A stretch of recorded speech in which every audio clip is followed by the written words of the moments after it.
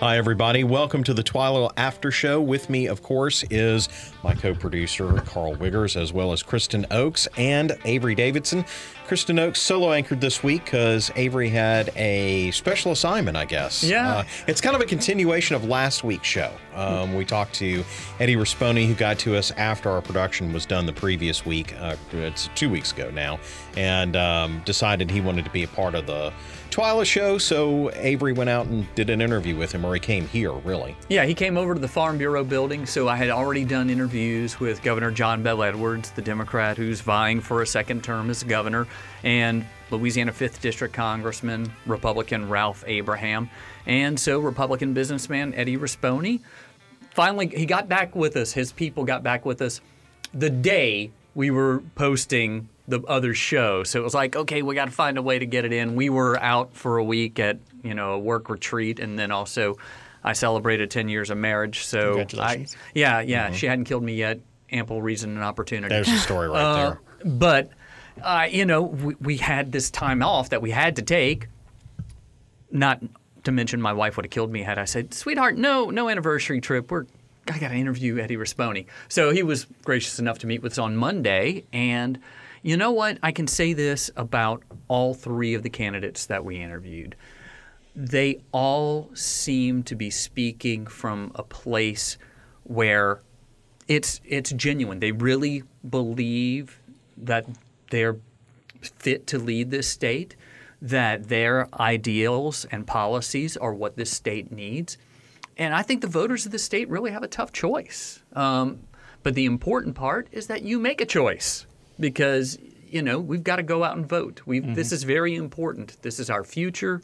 This is our present, if you will.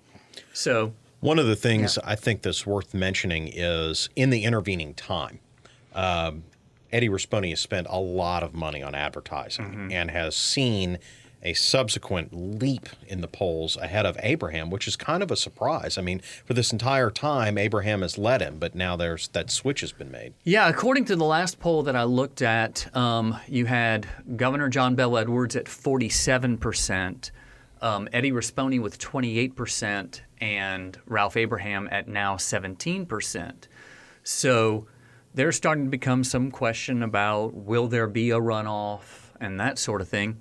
I mean, we'll have to see. I mean, you can have as many polls as you want to have, and I think we learned this in 2016 especially.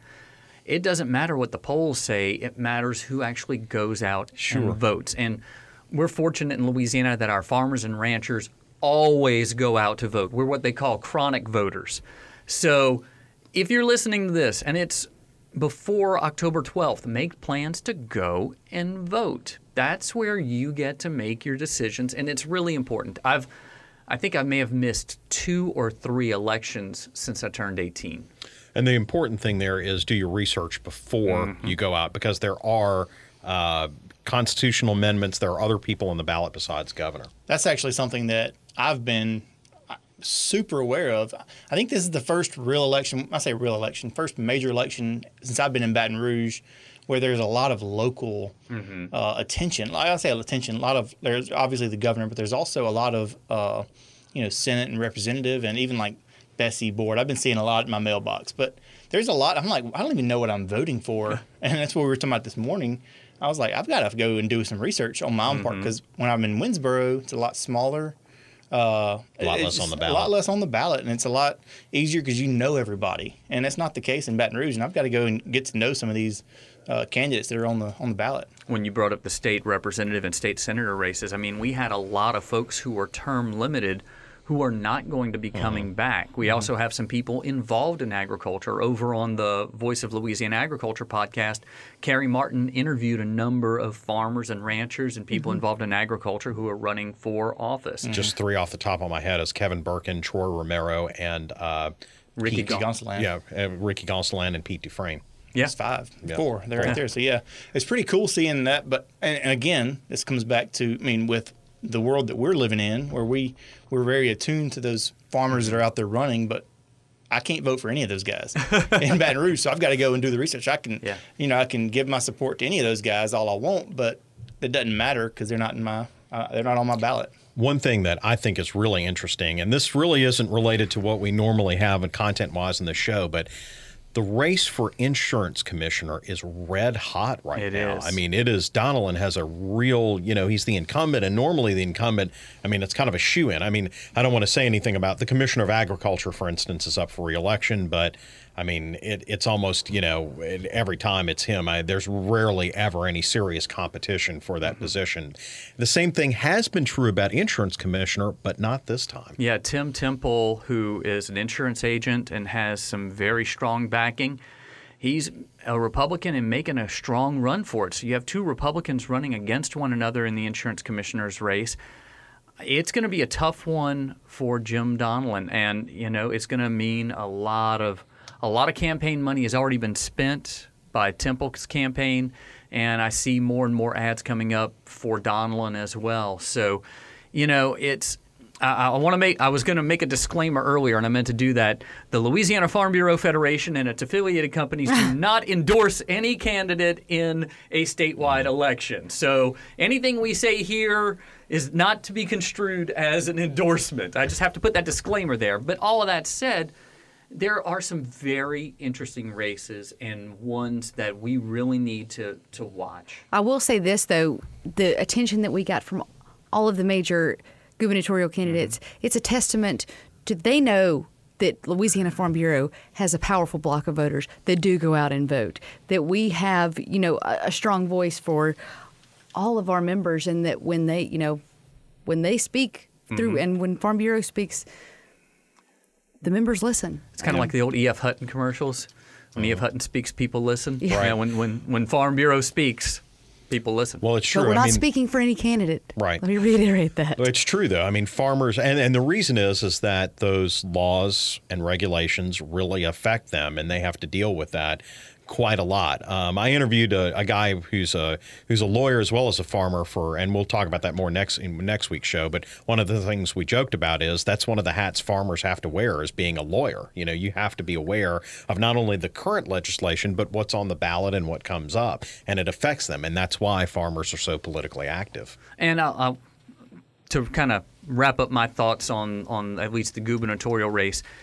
Go out and, like Carl said, do your research. The best research you can get right now are those interviews that we did. They are in their entirety posted on YouTube and Facebook, so they're unedited. You watch it, and it's everything they said. And also about those interviews, something that I thought was really cool that we got to do from the Farm Bureau side was we get to ask very specific ag-related questions. Those aren't the questions that they're getting asked when the reporter gets one or two questions to get them, on the 6 o'clock news. Or on a debate. Or on a debate. That's not the front of the discussion, but we got to bring that discussion to them, and they addressed issues like ag haulers, tax exemptions, rural infrastructure. It's things that farmers care about. And I thought that was a really cool thing that we could offer to our membership because those questions aren't being asked. And they all had very good, well-informed answers and discrete policy positions. Agree or disagree with them, but they all had ideas on what is going on in the agriculture community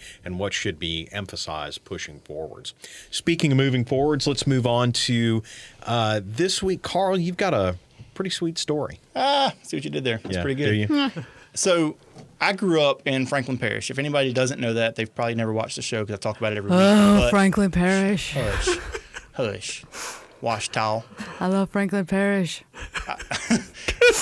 Franklin Parish has two of the larger sweet potato operations in the state. And as Kristen mentioned on the show, also the LSU Ag Center's Sweet Potato Research Station, all in Franklin Parish.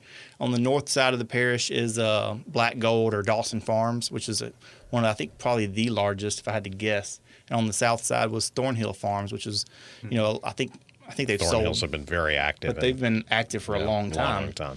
So I was surrounded by it growing up. Never been to a sweet potato farm. I've been to Lamb Weston and done stories multiple times there. Never been to a sweet potato farm during harvest. And I finally did it. I finally went there this year. You finally went there to Acadia Parish. In Acadia Parish, yeah. It takes me moving to Baton Rouge to go do a story on it and, 3 hours from home. But it was a really interesting story to go shoot, and it was just mind-blowing. It's so different from picking cotton. I mean, for the most part, cotton, corn, soybeans, rice, anything that's harvested by, a combine or a cotton picker, it's pretty, similar. This is a whole new ball game. The amazing thing about sweet potato growth, and this is just always, my heart goes out to them, because when you think about eating sweet potatoes, what do you think? When do you think? Thanksgiving. Thanksgiving. When else do you think? Actually, for me, it's almost all year round. I love those I- suckers. But they're grown all year round, and they're readily available all year round. But the big demand for them and the big time for them is Thanksgiving. And last year. Right. And now they're pulling them in right now. So it's, I guess my point is, eat sweet potatoes. Be like Avery. Eat them all year round. They're I'm a really huge good fan. for you. I brought Kristen one. Yeah, I saw that. That was A so dirty nice. one. You brought A her dirty- potato. Minuscule sized sweet potato. Not minuscule. I mean, compared to the ones I buy. Okay, I I'm was about to sorry say- you buy the jumbos. She gets the big old Evangelines, Yeah. You mentioned they were dirty, and I thought the same thing at first, but I believe I was told this, that I think it helps them keep. Mm-hmm. Is that right? Okay. Yeah, you leave the dirt on You them. leave the dirt on them, it helps them keep, and I got actually a sack in my office. You can have more than just one, Kristen. Thank I you. guess maybe I'll give y'all one too, I guess. I appreciate you. it. But Thanksgiving. they come keep early. them in the bag, and they keep them dirty. That way they'll keep longer, and when you get ready to, go cook a couple, you wash those couple off and cook them however you want to. It's pretty cool. Here's a random question. If you buy some sweet potatoes in the grocery store, you might not know the answer. They're not dirty like that. What if you go outside and take some dirt, put them on them before you put them in your basket in your pantry? I don't know. I didn't think you were going to know the I don't answer have to a that. clue about that. That sounds like a question for somebody at the LSU Ag Center. Honestly, Yeah. if I had to guess, though, here's my educated guess, not my uneducated guess, actually. Don't think it would have the same effect. I think whenever they're washed before they go to the store, they Yeah, I probably figured lose that. whatever They've got they some need kind in of, that. probably some kind of yeah. microbe. Probably so. But we're used to you being uneducated. It's Well, okay, Carl. We I appreciate wear that hat proudly sometimes. No, I know that Roasted. in some houses, especially when you go further up north, they actually have little trap doors in the pantry so that you can store your potatoes I've and seen the that like. before. That actually on the ground and everything. I had to stop Landon from putting them in the refrigerator because he doesn't understand that. Oh, no. And onions, and I said Tomatoes. they need to be in a dark, cold, unrefrigerated area. Cool. To go back to this story, I Right, thought yeah. it was a really fun and interesting, but it was amazing, the orchestration. Yeah. I mean, he has, I want to say about It's an assembly line. 140-ish foreign labor workers, H-2A workers that are there, and it is an assembly line. They got probably 5 or 6 harvest wagons going through the field. They're harvesting 2 rows at a time, which again, I guess similar to sugarcane. It's 2 rows instead of sugarcane's 1 or 2 rows, but corn and soybeans, you're looking at 8, 12 rows at a time. So it's just you're barely eking through a field, but Yeah. it's probably 10 men on a wagon at a time, hand picking these things off a conveyor belt. And it's just a lot of labor. And then they're going and they're moving. It was amazing. I'll show some Joan video in the. Yeah, you should watch that video. It's pretty amazing. Incredible seeing the like you said, How- the assembly line of. How fast they work. Oh man, Yeah. it's crazy. Which is, another part that's really hard for the sweet potato industry is finding that labor. I mean, some of those bigger guys, they have regular crews that come through and they've worked with them for years, but man, it is just a labor intensive That was going to be my practice. question to you, is because I'm sure that it was very cool that day that you went. Yeah, it was. No, it wasn't. Oh, Was it? oh, cool temperature. Yes. Oh no. Would if you had to, if you had no other choice, would you do that job? I can't. There's We your gotta answer. bring it back. We got to bring back reporting for duty. It we would got to take, bring it that would back. take some acclimation, and well, for sure. Yeah, it would take some getting used to. I mean, it's just not what Because we're used to. sugarcane That's is just the same another- way. Yeah. I mean, It's another point to prove the fact that you have to have foreign labor. It's not a job I Because want to nobody go wants to go and do that. I would do it with a camera crew just to show that I do know how to work and sweat, and I'm okay Yeah. with it. Oh, do you? well, the I other do. thing, I mean, the other aspect of that is the migrant part of it. These are people willing to move around. There's not a lot. They don't have a lot of labor pool in these rural areas to draw from to begin with. So, as Kristen said, migrant labor is absolutely a necessity. One thing, and I'm not going to talk down on this pool of workers, but one thing I was asking Michael about. I said, "Hey, you've been doing this for 2 decades now, not generations, but he is a multi-generational farm." But I was like, have you seen a change in the type of workers that are coming? And he said, yeah, there is. The workers that are coming here now are not the same. They're not working as hard. They don't have the same work ethic that they had 20 years ago. So a lot of those older workers, just like our generation we see here in America, you know, the big claim you talked about, millennials. We'll get there in a minute. But he said that he's seeing a little bit of that trend. I don't think quite on the dramatic scale.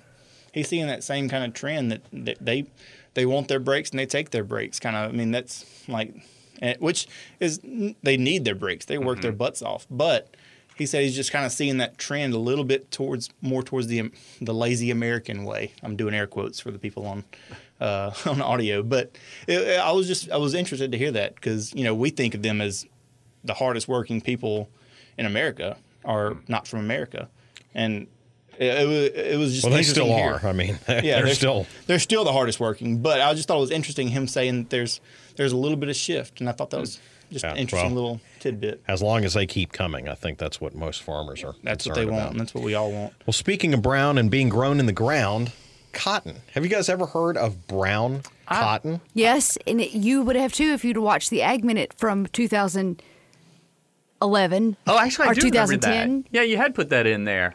You did a brown. Well, I'd never heard of it. There was different colors. I was sick of that. Maroon. Brown. Yeah, sure. So Maroon too. Purple. In the story, Tammy talks about brown and green. Some hints of brown. Well, those and were green. the original colors. Is that okay? They Right. like got hybrid. according to the versions? Ag Minute. Interesting. I have to go look it up. I wasn't is a it on producer of the YouTube? show at that time. Yeah, I wasn't even here. I was, Ag Minute, the Were you history of born? cotton. Were you born I yet? was in high school. Yeah. I'm fighting the urge to go brown chicken, brown cotton. Yeah. Wow. But you said it just doesn't anyway. work. You Yeah. did it. Yeah. I don't know So- why you're fighting it. You didn't fight it hard Tammy enough. got this story from a producer who's growing all of 2 rows of it. Is that I right? don't. It's probably 8 or 10. Yeah, but it's not very many, but he's keeping this heritage alive, and it's really interesting, you know, to see it and to go back and experience this throwback. Really, It's a throwback in many ways. One of which is it's hand picked. He goes through and hand picks it with a 5-gallon bucket, and he dumps it in the bucket. Man. And he has a hand ginner. I say a hand ginner. It's motorized, but it's hand fed. Okay. A hand fed ginning machine, like it's a small gin, and it's motorized, and it's just picking those seeds right out. I was blown away when I watched. I was like, "That's so cool! I want to go see how this works." 'Cause I remember as a So kid, what's he doing with it? he sells it to people that are looking to use it for natural coloring, and they use it for like garments, just like you would any other thread. But it's the all natural, no dyes. He has no chemicals on it. It's just neat. But what I was more gonna say power is- to him. That market is emerging big time. What I thought was neat was as a kid, I remember going and picking cotton by hand. I mean, enough to make a pillow. Again, air quotes, because it would be enough to fill up my hand now. But I remember going through and trying to by hand take the seeds all out, and it was the biggest pain. Literally a pain in my fingers. And I thought it was neat that he has that little ginning machine. And I was like, man, the 7-year-old Carl would have loved that. Yeah. It was a neat story. Because he's a really lazy impressed with it. millennial. Lazy millennial. Dang, she brought that back. Wow. You're a lazy millennial too. I'm an elder millennial, and I'll put you underneath this table. Don't do that. She will too. No time for love, Dr. Jones. Speaking of which, that's TWILA Boost this week. That's a really neat little funny It's video. funny. Yeah. I'm sure that millennial farmers might take offense to it. Is it a millennial farmer? I hadn't seen the video yet. The guy has a Facebook page, and he does a lot of videos. He's the Minnesota Millennial Farmer. I think that's the name of the Facebook page. Okay. And We'll put a link to it in Yes.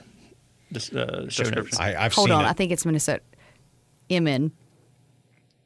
MM? MN. That's Minnesota. Okay, I Yeah, just didn't it's want You to were say it it. was Montana? No, I didn't. I knew it wasn't Montana. I just didn't want to say it and sound No, like an Be idiot. wrong. Nope. I'll do that enough for everybody. Montana's MT.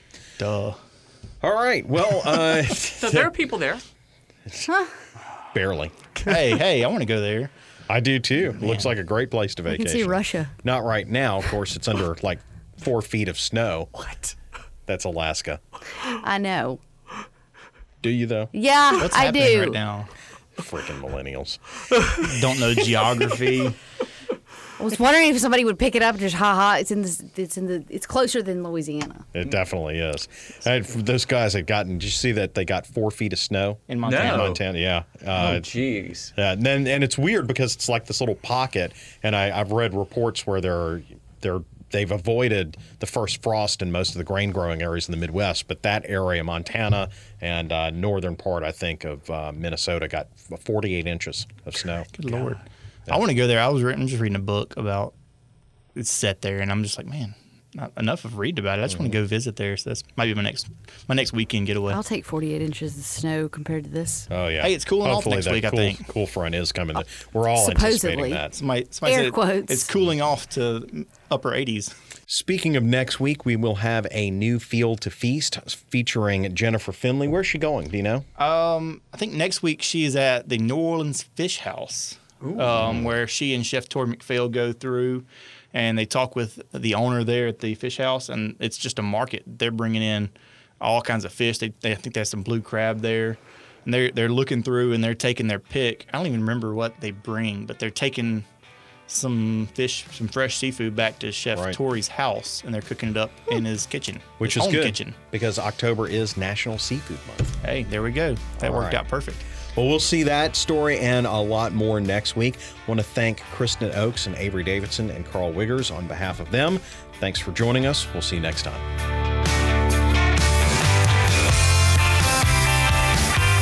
If you enjoyed this show, please subscribe and share it with a friend. You can also support this podcast by completing a short survey on our website at twilatv.org/podcasts. We would also really appreciate it if you would leave us a review wherever you're listening right now, be that Google Play, Apple Podcasts, or Spotify. The TWILA Aftershow podcast is brought to you by the Louisiana Farm Bureau Federation.